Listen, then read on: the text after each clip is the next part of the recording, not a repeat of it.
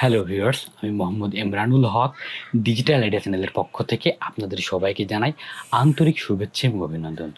আজকের এই ভিডিওতে আলোচনা করব, যদি কখনো আপনাদের জমির দলিলের রসিদটি হারিয়ে যায় তাহলে কিভাবে আপনারা দলিল উত্তোলন করবেন, কোন প্রসিডিউর আপনাকে ফলো করতে হবে মূল দলিলটি উত্তোলন করার জন্য।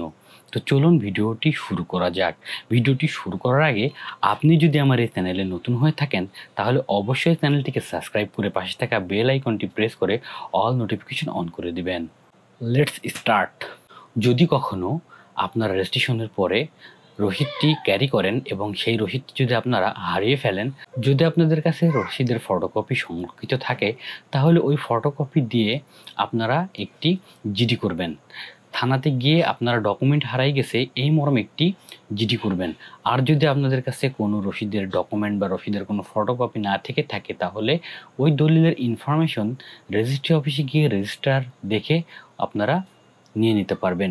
রেজিস্ট্রার থেকে আপনারা তথ্য সংগ্রহ করার পরে ওই দলিলের তথ্য আপনারা যখন পেয়ে যাবেন তখন ওই তথ্য অনুযায়ী আপনাদেরকে থানাতে গিয়ে, আপনাদের সংশ্লিষ্ট থানাতে গিয়ে আপনাকে একটি জিডি করতে হবে।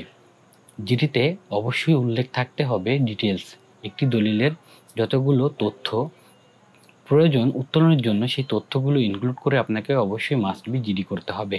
এবং জিডি সম্পন্ন হয়ে গেলে ওই জিডির কপি সহ সাব রেজিস্ট্রার বরাবর একটি আবেদন করতে হবে এবং সেই আবেদনের প্রেক্ষিতে নির্দিষ্ট ফিসের পরিপ্রেক্ষিতে একটি দোকান রসিদ তৈরি করে আপনাকে দলিলটি ফেরত দেওয়া হবে। দলিলটি ফেরত পাওয়ার পরে আপনি যে কোনো ধরনের কাজ করতে পারবেন।